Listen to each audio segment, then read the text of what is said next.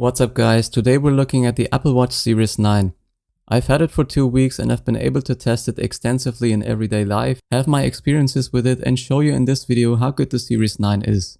This year's innovation include the double tap gesture and the S9 chip with a little more computing power and an improved graphics processor.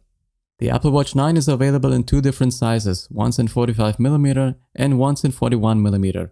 In order to better show you the size comparison, I have both models here.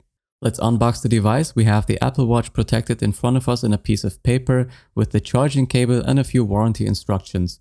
The second packaging we have the bracelet that you can choose freely when buying an Apple Watch. There are many different ones. I have the 45mm version in stainless steel with graphite and a midnight sports band, and the 41mm stainless steel in silver with the storm blue sports band. We don't need to talk much about the design of the Series 9. It's unchanged compared to the Apple Watch from the last 3 years. Every now and then there are a few color changes in the aluminum version, and this year's, for example, is the color rose. The color silver, graphite and gold have been very popular in the stainless steel versions for several years and are also available again in the new Series 9. The new double tap function should be possible thanks to the new S9 chip. This gesture is actually nothing new because you could already do it in previous Apple Watches under the Assistive Touch operating aids. What is new about this, you might think? What's new is that this function is now officially integrated into the Series 9. This means that the double tap gesture on the new Apple Watch is no longer a hidden operating aid, but is integrated into the new watchOS on the Series 9. The whole thing works by double tapping your index finger and thumb together. You don't necessarily have to go too far to make the gesture clear to the Apple Watch. All you have to do is just tap your fingers and thumb together normally, and the whole thing works very reliable and accurately. And every time this gesture is carried out, the corresponding symbol appears at the top indicating that this gesture was recognized. Here are some examples. For example, you can use it to answer and end calls, access the smart stack from the watch face, start and end the stopwatch, or simply reply to messages. The best thing to do is to test out different apps and see what is possible. If you are in an area where this gesture is not supported or there is no command to execute, the icon on the top center will wobble back and forth to let you know that this is currently not possible. As mentioned, this function is also available in the previous models of the Apple Watch. To do this, go to Accessibility in the settings, then further down to Assistive Touch. And if you set the switch to green here and also set the switch green under the hand gestures, you can even adjust several gestures. Let's talk about the new chip and the performance. To be honest, you won't notice any noticeable difference in performance in everyday life between the new S9 chip and the chips from the previous Apple Watch models.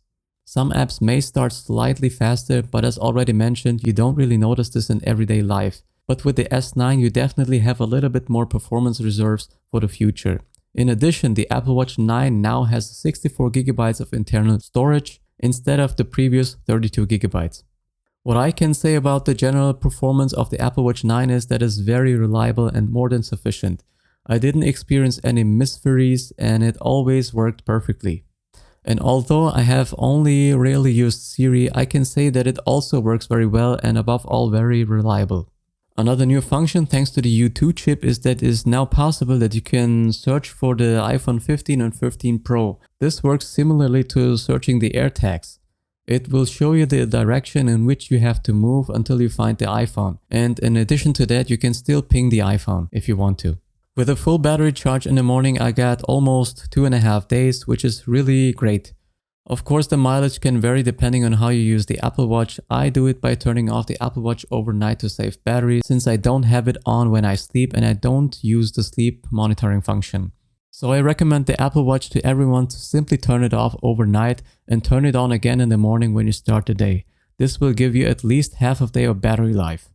In terms of quality, the display is exactly as the same as of the Apple Watch 8 or 7, only with the difference that it can increase the maximum brightness up to 2000 nits instead of the previous 1000 nits. The difference is particularly noticeable in direct sunlight or in very bright environments in general, which can be particularly advantageous. So far, I haven't had any problems reading the display in everyday life with my Series 8, which can only achieve 1000 nits. Another new thing is that Siri can now answer your questions or execute commands for requests that don't require an internet connection without even the internet. For example, you can now set a timer or store the workout, all the things that don't require an internet connection, which is very practical. Even if the innovations in recent years have been so spectacular, I think that 1 or 2 new functions can be practical and important, such as accident detection, the blocked oxygen sensor, the ECG, the compass with the backtracking, or the new double tap. For me personally, the double tap function wouldn't be a reason for me to say I'll get the Series 9. Yes, it can be practical if you don't have your other hand free and you can do it with one double tap, but personally I think functions that focus on health or safety are better. In terms of basic functions, the Apple Watch 9 is as we know it. In short, you can use the Series 9 to make phone calls, send and receive text messages, send emails, pay with Apple Pay, do sports, and some heart-related functions such as the measuring your pulse. In general, I can say that the Apple Watch Series 9 is a very good and above all very beautiful smartwatch. It works very reliable, has very good performance, and it gets better every year, and the endless possibilities to personalize the Apple Watch are really great. Be it adjusting the dials or bracelets, there is something for every look and taste. My question to you would be, which Apple Watch are you currently using and how satisfied are you with it? And if you have any questions, write them in the comments below and I'll answer you. Alright guys, hope you enjoyed this video, and if so, then give it a like to let me know, and I'll see you in my next video.